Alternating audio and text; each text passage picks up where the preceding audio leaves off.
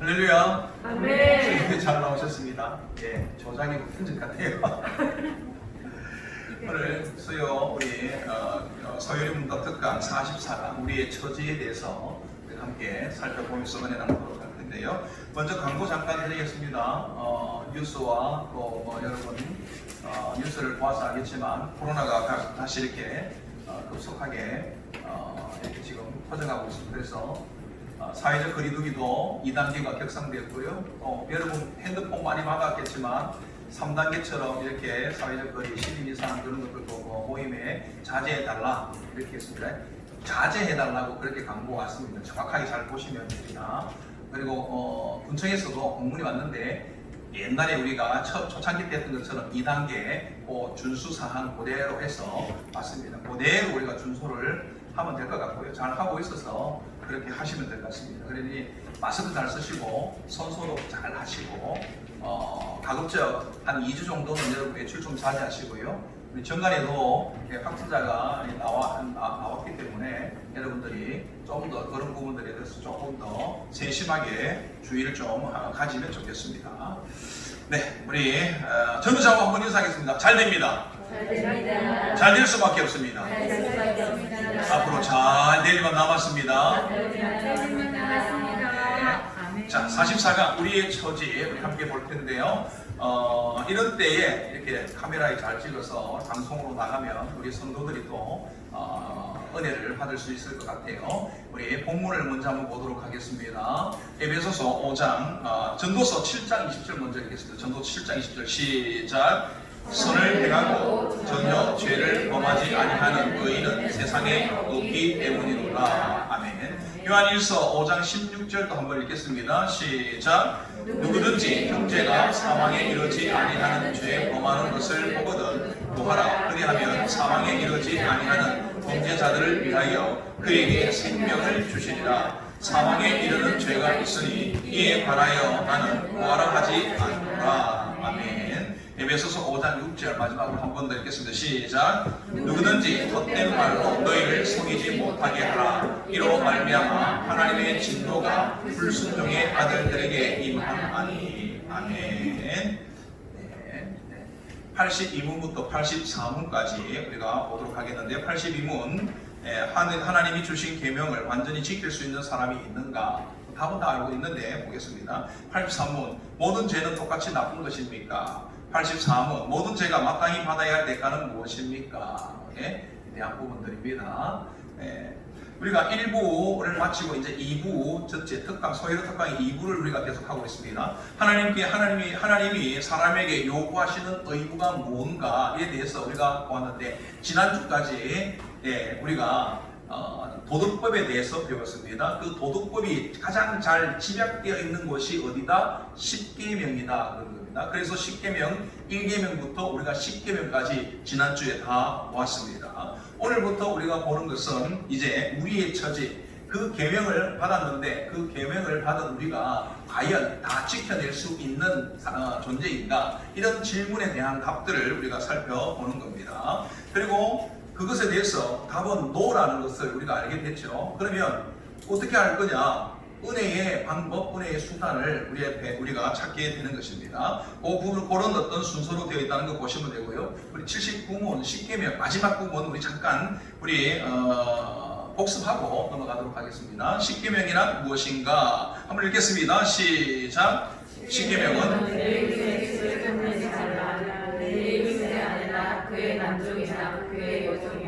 그의 소나 그의 낙이나 무릇 내 이웃의 소유를 탐내지 말라입니다. 아멘. 이거 정리를 해보면 그렇습니다. 10계명의 특징은 다른 계명과 조금 다른데요. 10계명을 크게 나누면 두 부분으로 나누죠. 1계명부터 4명까지는 어떤 사랑이죠? 하나님에 대한 사랑. 5계명부터 10계명까지는 이웃 사랑에 대해서 말을 하고 있습니다. 그리고 이웃 사랑에서도 6계명부터 9계명까지 지금 보자 6, 7, 8, 9계명 9계명까지는요 주로 어떤 것들이냐 하지 말라 이런 행동에 대한 부분들이죠. 외적인 계명입니다. 제지하고 하지 말라 이런 것들입니다. 절제하라는 것들입니다. 그에 반해서 10계명 마지막 10번째 계명은요 내적인 계명 마음에 관련된 부분입니다. 그래서 마음은 보입니까? 안 보입니까? 안 보이죠. 마음 먹은 것은 보이지 않기 때문에 쉽게 판단할 수 있습니까? 없습니까? 판단하기가 어려워요. 안 보이니까. 뭐 속으로 품은 거니까. 겉으로는 안 그런 척하고 있으면 아무도 모른다는 것입니다. 사람은 모른다는 것입니다. 사람이 볼 때는 마음에 먹은 것들은 판단하기가 어렵다. 그러나 그 마음 먹은 그 사람을 알까요? 모를까요? 자기는 알아요. 특별히 십계명에 이 십계명에 비추어 보면 그것을 그 기준에 맞춰서 나 자신을 맞춰 보면 내가 뭐가 문제가 있는가는 나는 안다는 겁니다. 10번째 계명은요, 탐심은 마음의 문제고 스스로 알게 되고 그리고 스스로 알고 깨닫고 죄를 고백하는 데까지 나아가야 된다는 것입니다. 이게 십계명의 특징입니다. 로마서 7장 7절 8절인데 한번 읽겠습니다. 시작. 율법으로 말미암지 않고는 내가 죄를 알지 못하느니 곧 율법이 탐내지 말라 하지 아니하였더라면 내가 탐심을 알지 못하였으리라. 그러나 죄가 기회를 타서 계명으로 말미암아 내 성에서 온갖 탐심을 이루었나니 이는 율법이 없으면 죄가 죽은 것입니다. 아멘. 내 안에 탐심을 기회를 타서 내 안에 탐심을 일으켜서 그로 말미암아 죄를 짓게 한다는 것입니다. 온갖 탐심을 이루게 한다는 거죠. 그래서 우리가 다윗이 밧세바를 비롯한 이 범한 이 한 사건을 통해서 우리가 십계명이 다른 계명의 근본적인 죄다 이렇게 우리가 볼 수 있습니다. 뿌리와 같다. 마음의 것들은요 뿌리와 같다는 그 마음에 먹은 것들은 결국은 외적으로 다 드러나게 된다는 겁니다. 보면 다윗이 밧세바를 범하게 되는데 자 죄를 짓는 거 봅시다. 10번째 계명, 첫 번째 10번째 계명을 짓는 것은 탐심을 가졌다. 밧세바를 향하여서 음욕을 품었다. 아무도 몰라요. 나타나기 전에는 아무도 모릅니다. 그런데 음욕을 품었어요. 죄예요. 10번째 계명을 어겼습니다. 10번째 계명을 어겼죠. 그리고 마음에 품은 것으로 끝난 것이 아니라 이제 어떻게 합니까? 간음을 하게 됩니다. 취하게 되죠. 간음을 하면 7계명을 어기고 아내로 드립니다. 8계명을 어긴 거예요. 또 거짓말을 해서 죽이죠. 9계명을 어긴 것입니다. 그리고 결국은 살인하게 됩니다. 6계명을 어기게 됩니다. 결국은 음욕을 품었다. 탐심을 가진 이것이 결국은 그 계명만 어긴 것이 아니라 결국은 다른 모든 계명도 다 어기게 만드는 결국 죄의 뿌리가 되는 것이 이 10번째 계명이다 라는 것입니다. 그것을 여러분 우리가 좀 보시면 되겠고요. 십계명이 요구하는 것이 뭔가 한번 읽겠습니다. 시작. 십계명이 요구하는 것은 우리의 처지에 전적으로 만족하고 이웃과 그 소유를 바르고 따뜻한 마음으로 대하는 것입니다. 아멘. 십계명의 요구, 10번째 계명의 요구가 뭐냐? 결국은 탐욕인데요. 우리 안에 탐욕이 있다. 이 탐욕이 우리로 하여금 기회를 타서 죄를 짓게 한다라는 것입니다. 그래서 그 탐욕의 이 아주 대표적인 탐욕들이 몇 가지가 있는 탐욕은 많은데 대표적인 게 있는데 그게 바로 첫 번째는 물욕이고 두 번째는 명예욕이고 세 번째는 성욕이다. 이것이 우리의 기본적인 욕구다는 거죠. 그래서 나도 모르게 저것에 쉽게 넘어지게 되는 거죠. 그러면 그것으로 보면 넘어지는 것으로 그냥 두느냐? 그게 아니죠. 그것을 이길 수 있도록 하는 게 10번째 계명입니다. 그 10번째 계명은 우리 안에 탐심이 생길 때 그것을 어떻게 극복하고 이기겠느냐?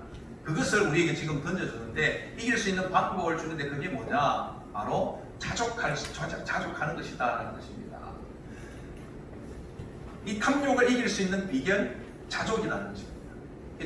자족은 내가 스스로 풍족하다, 스스로 잘 되고 있다, 이것을 가져야 되는 거죠. 그렇게 하기 위해서, 이 자족하기 위해서 우리가 가져야 될 것이 있는데 첫 번째가 하나님을 아는 지식입니다. 하나님이 어떤 분인가를 알면 우리 자신이 스스로 내가 누구인가를 알게 된다는 거죠. 하나님이 창조주라고 우리가 생각한다면 그 앞에서 나는 누구라고 우리가 생각할 수 있죠? 피조물이다.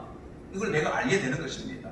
하나님이 전능자라고 우리가 알게 되면 그 앞에서 우리는 별로 아무것도 할 수 없는 무능한 존재임을 깨닫게 되겠죠. 하나님은 전능하시기 때문에 우리 모든 것들을 공급해 주시는 분이다. 이런 것들을 우리가 알 때 내가 평안하게 자족할 수가 있는 것입니다. 또 하나님의 섭리를 믿어야 됩니다. 하나님께서 사랑하는 자를 택하시고 그 사랑하는 자들을 위해서 선을 이루심을 믿으셔야 돼요. 여러분, 이 믿음이 참 중요합니다. 여러분, 하나님 믿으십니까? 하나님이 전능하신 하나님인 줄 믿습니까? 창조주 하나님인 줄 믿습니까? 그 하나님이 나를 택하여 하나님의 자녀 삼아 주신 거 믿습니까? 여러분, 그렇다면 나를 사랑하는 내 아버지 되시고 나를 사랑하는 그 하나님께서 나에게 필요한 모든 것들을 채워주지 않겠냐는 것입니다. 그걸 진짜로 믿는다면 우리가 자족할 수 있다는 것입니다. 실질적으로 우리가 우리가 사실 부족한 거예요. 믿음이 없다는 것이 아니라 믿음이 부족하다는 것입니다. 하나님께서요, 아들을 내어주고 우리를 택하여 주셨는데 우리는 예수님 짠이잖아요. 그러니까 예수님과 함께 우리에게 모든 것을 주시지 않겠느냐, 성경은 분명히 말하고 있지 않습니까? 그러니 우리가 그 믿음을 온전히 가지고 있다면 내가 편안할 수 있고 자족할 수 있다는 것입니다.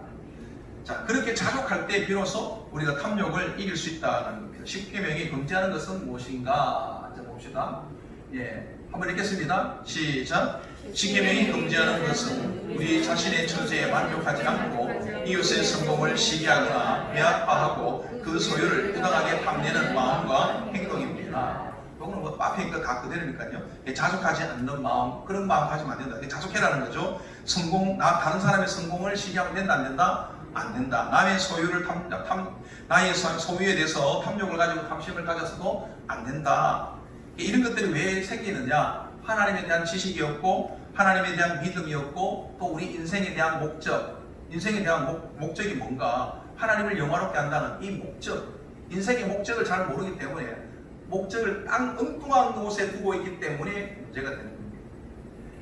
여러분, 인간의 창조 목적, 우리 인간의 목적, 인생의 목적은 하나님을 영화롭게 하고 그분 안에서 영혼이 즐거워하는 것. 이 소요는 다 1번이잖아요. 1문이잖아요. 그런데 대부분의 사람들은 인생의 목적을 어디에 둡니까? 제가 모르긴 해도 대부분은요, 성공에다 두고 있는 거예요. 오늘날의 사람들은 성공이라는 거, 잘 사는 것, 잘 되는 것, 힘을 가지는 것, 영광을 누리는 것, 이걸 한마디로 말해서 우리가 성공이다 이렇게 말할 수 있는 거예요. 내가 성공하는 것. 그렇게 되면은 우리가 이 사탄이 기회를 타서 우리를 미혹해서 우리로 하여금 탐심을 가지고 넘어지게 한다라는 것입니다. 자, 지금까지 1계명부터 10계명까지 이제 우리가 다 복습을 했고요. 오늘 이제 82문 들어갑니다. 우리의 처지. 지금 우리의 처지는, 우리 상태는 어떤가? 이런 부분입니다. 하나님이 주신 계명을 완전하게 지킬 사람이 있느냐, 있습니까? 자, 답을 읽겠습니다. 시작.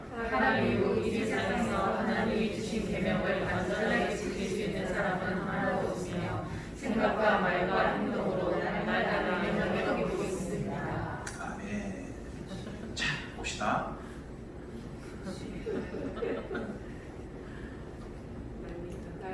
우리의 처지. 자, 요거 어디서 많이 봤죠? 네? 네, 선악을 알게 하는 나무의 열매입니다. 그렇죠? 그래서 지금 하와가 뱀에게 유혹을 당하고 있는 겁니다. 잘 보입니까? 네. 네. 여기서 저보다 잘 안 보였어. 네. 자, 뭐라고요? 선생님이 다리 속에서 안 보여요. 다리에서 안 보인다. 목사님한테 가려고 안 보인가 합니다. 살짝 돌아주세요. 저자리가 안 보이더라. 이쪽으로 이쪽으로. 자, 선악을 알게 한 나무의 열매를 먹으면 반드시 죽으리라 분명히 하나님께서 언약에 말씀하셨습니다. 여기서 이때 언약을 행위 언약이라고 말합니다. 이 행위, 첫 번째 하나님이 인간을 만드시고 아담과 하와에게 맺었던 언약은 행위 언약인데, 이 행위 언약을 통해서 그때는요, 우리에게는 어떤 것이 있었냐? 인간에게는 선을 행할 수도 있고 악을 행할 수도 있는 능력이 다 있어요. 가능성이 다 있습니다. 두 가지 다 할 수 있어요. 그러니까 하나님이 바라시는 것은 순종하는 것을 원하죠. 선을 택하고 순종하기를 원하시죠. 그래서 복에 이르기를 원합니다.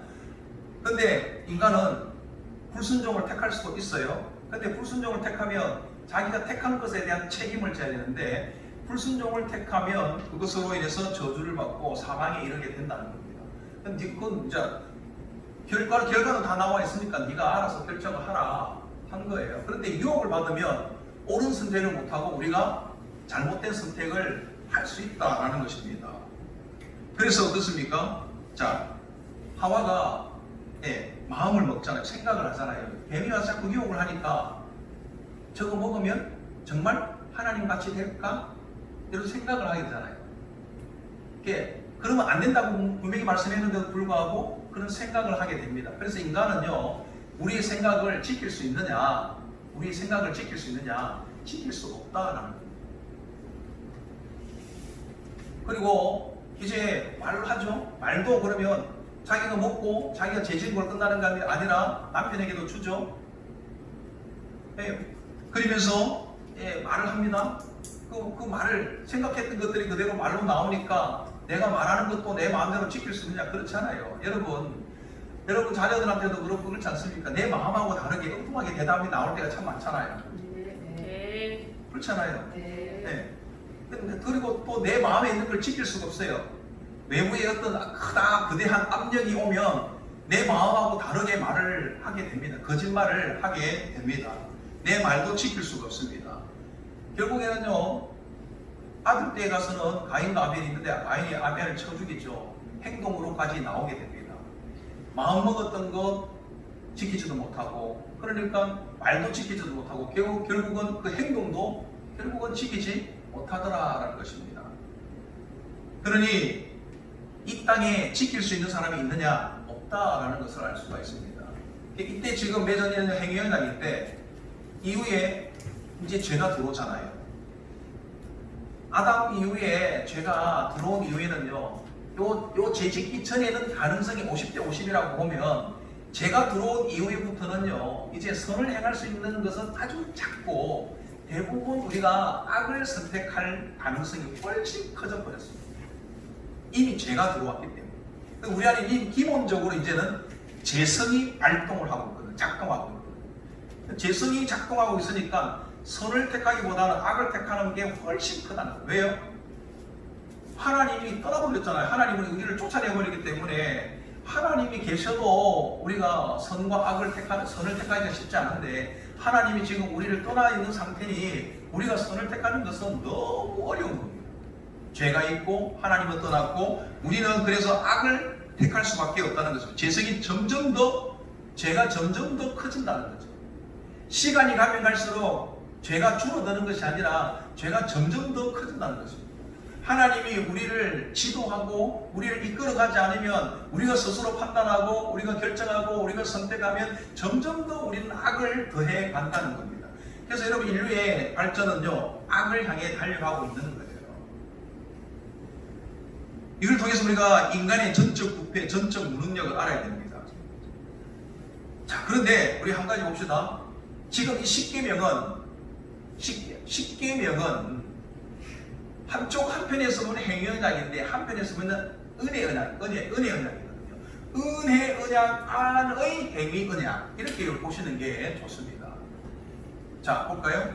하나님께서 이제 구원 계획을 세우시고 한 사람을 택합니다. 아브라함을 택하십니다. 그리고 민족을 이루죠. 애굽에서 큰 민족을 이루었는데 종으로 오랫동안 살았기 때문에 이제 그들을 구원해냅니다. 이제 구원해내는 과정을 여러분 지난번에 선교사님 통해 잘 들었잖아요. 그렇죠?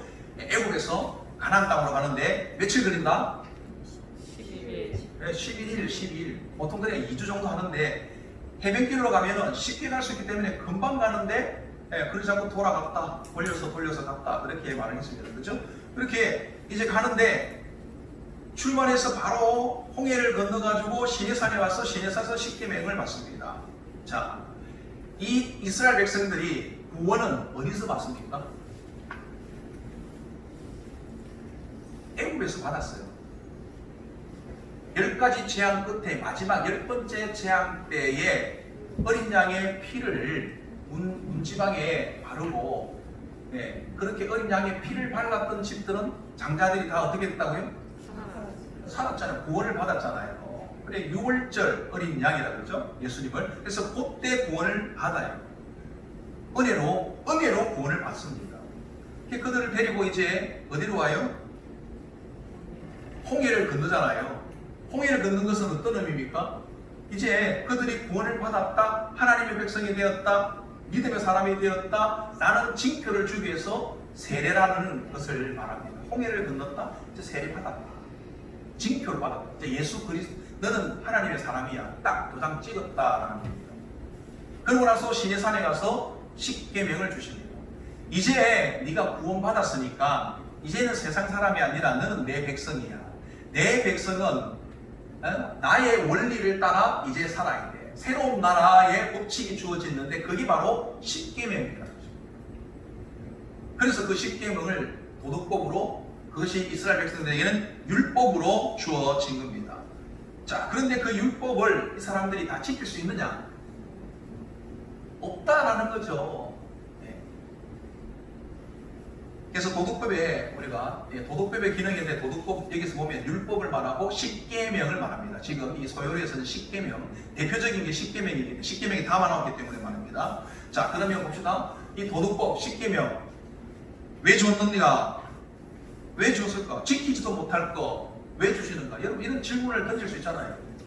아니, 하나님은 지키지도 못할 거, 어차피 지키지도 못할 거 우리 보고 어떡하라는 겁니까? 아담과 하와 때는 지키지 못하는 사망이었지만 이스라엘 백성들, 지금 이들에게는 못 지켰다고 해서 사망이 되는 건 아니에요. 이미 구원을 받았기 때문에, 택함받고 구원받았기 때문에 그들이 이제는 구원받은 백성으로 어떻게 살아야 될 것인가를 가르쳐 주기 위해서 새로운 원리를 준 거거든요. 어쨌든 이 십계명이 우리에게 주신 의미가 뭐냐? 지키려고 해보니까 지켜지지 않더라는 것입니다. 이게 뭘 깨달아요? 지킬 수 없다라는 걸 깨달아야 된다. 율법의 기능 중에 하나가 뭐냐?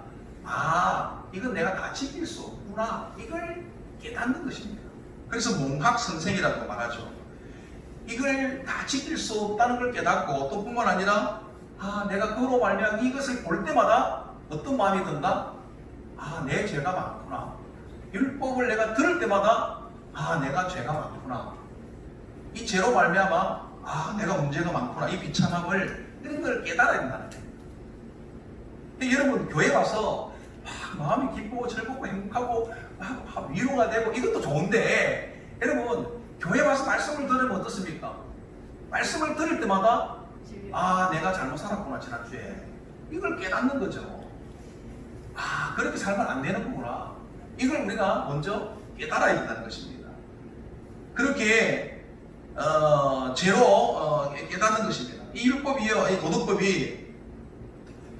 도덕법이 주어지지 않았더라면 어떠냐?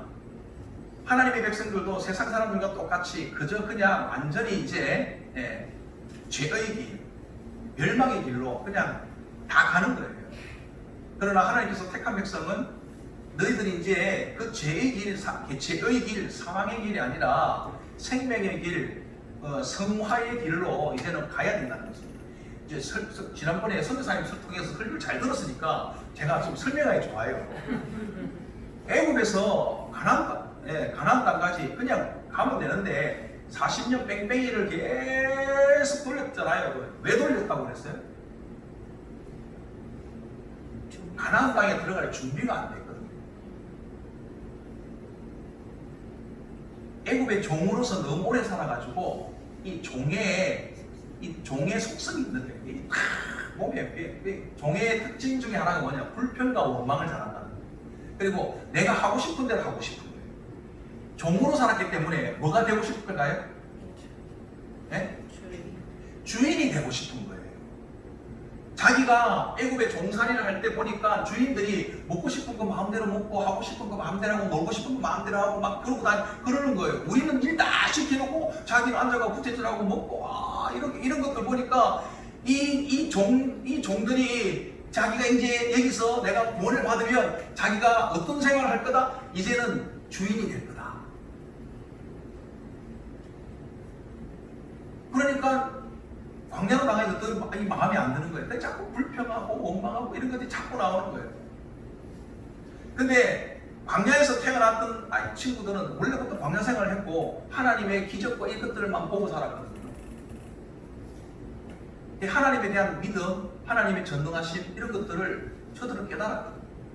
그 나왔던 사람 중에 여호수아 갈렙 외에는 다 죽었단 말이에요. 나중에 이 40년 동안 돌면서 그 종의 속성들을 제거하라고 훈련을 계속 시키는 겁니다. 성화의 과정을, 가나안 땅에 들어가서 살 수 있는, 하나님 나라에서 살 수 있는 그런 삶을 준비시키는 겁니다. 오늘 저와 여러분도 마찬가지입니다. 여러분들이 하나님께 택함을 받고 구원을 딱 받았는데, 구원받았으면 구원으로 끝이 난다면 우리 다 죽어야 돼요. 그냥 바로 구원과 동시에 죽고 천국 가면 제일 좋죠. 그런데 이 땅에서 태어나가지고 우리는 계속 세상의 원리, 종의 속성들을 가득 담고 살아왔거든요. 생각하는 게 종의 생각들이에요, 전부 다. 그 생각들을 버리지 않고는 천국에서 천국 생활을 하기가 어려워요.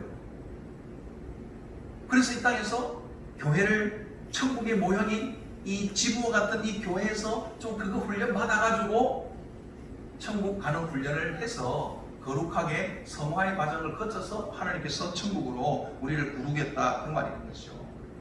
그래서 이 도덕법을 왜 주셨냐? 첫 번째 여러 가지 기능이 있는데 그 중에 하나가 죄를 억제하는 기능이 있습니다. 이 세상을 구원하기 위해서 보존을 해야 되니까요. 두 번째는 죄된 속성을 깨닫게 하는 겁니다. 예, 내가 죄인이구나.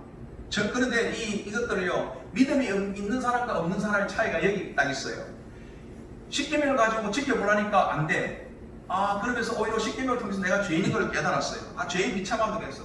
그래가지고 어떤 사람은 그래서 안 되는구나 하면 절망에 빠지는 사람이 있어요. 그 믿음이 없는 사람. 그 믿음 있는 사람은 어떻습니까? 그가 그 마지막에 절망으로 빠지는 것이 아니라, 그래서 예수 그리스도가 필요하다는 것을 찾는 거예요. 내 힘으로는 안 되는구나. 나를 구원해 줄 분을 하나님께서 보내시겠다고 약속가 있는데, 그분이 오셔야만이 내가 살 수 있구나. 이 소망을 가지는 거예요. 내 힘으로 안 된다는 것을 깨닫고 하나님을 찾게 되는 것입니다. 여러분, 그래서 우리 가운데도 내가 정말 잘 나갈 때 예수 믿는 사람은 별로 없어요. 대부분들이요. 어렵고 힘들 때 이제는 내 힘으로 안 되는구나. 한계 상황에 딱 부딪혔을 때 그때 비로소 이 문제를 어떻게 풀까? 누가 나를 이렇게 해결해 줄 수 있을까? 이렇게 하다가 하나님을 찾고, 하나님을 찾다 보니까 그냥 기존에 갖고 있던 그 문제만을 해결해 주는 분이 아니라 천지만물을 창조하신 전능하신 하나님이었구나. 또 그러면서 하나님 나라도 보게 되고, 그러면서 우리의 신앙들이 믿음이 새롭게 거듭나게 되는 겁니다.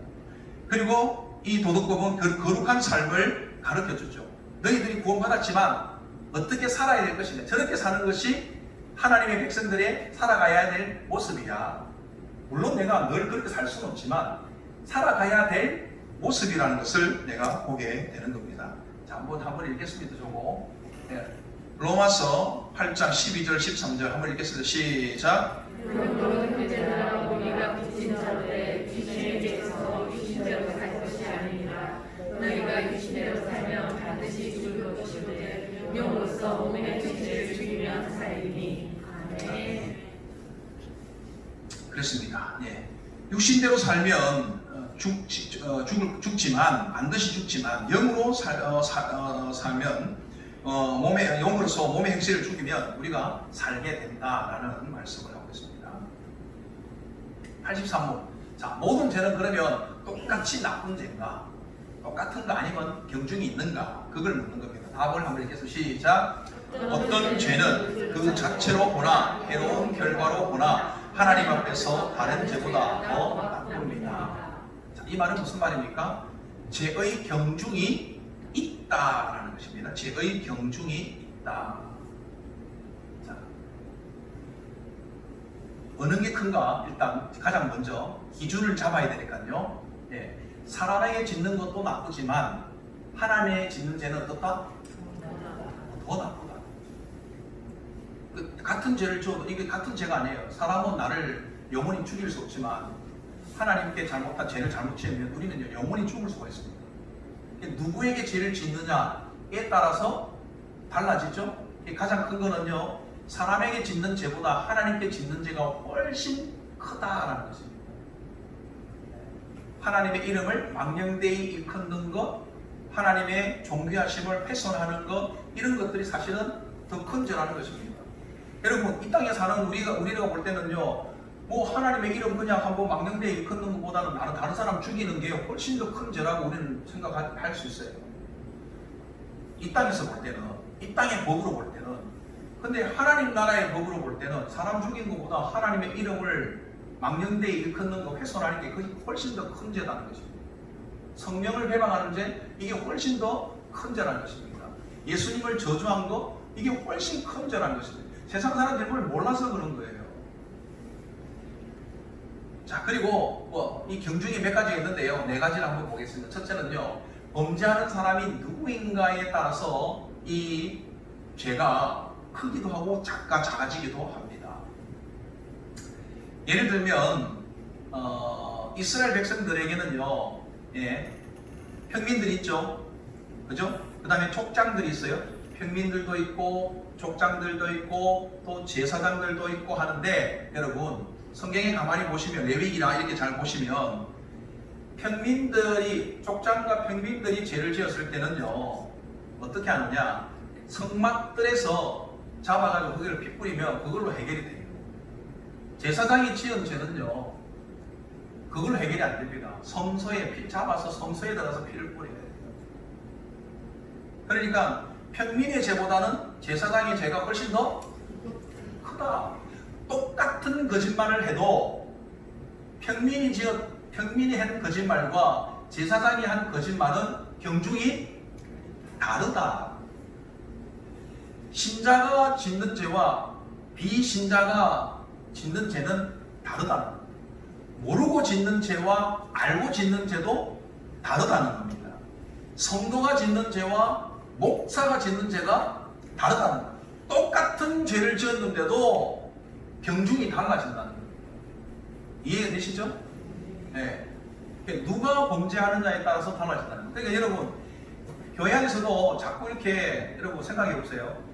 교회 안에서도 집사가 되고 안수 집사가 되고 장로가 되고 이렇게 된다는 것은요, 그만큼 조심을 해야 되는 겁니다. 평신도 때 하던 행동으로 집사가 되어서 하거나 안수 집사가 되어서 계속 평신도 때 하는 것처럼 막 그렇게 하면 그건 죄가 될 수가 있어요. 우리가 신앙의 성숙을 가면서 내가 점점 더 자기를 돌아보고 조심을 해야 되는 겁니다. 두 번째는요, 피해 입은 사람이 누구인가에 따라서 죄의 경력이 또 달라집니다.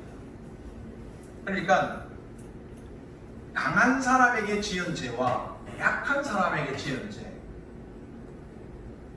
강한 사람에게 예를 들어서 차가 집에 한 서너 대 있는 차인데 가가지고 한 대를 옆에 툭 받았다. 그거하고 차도 이제 거의 하나밖에 없고 쓰러질 것 같은 이런데 이걸 받아가지고 이걸 못하게 됐다 그러면 똑같은 사고라도 이게 다르다. 가난한 자에게는 이게 전부가 되거든요.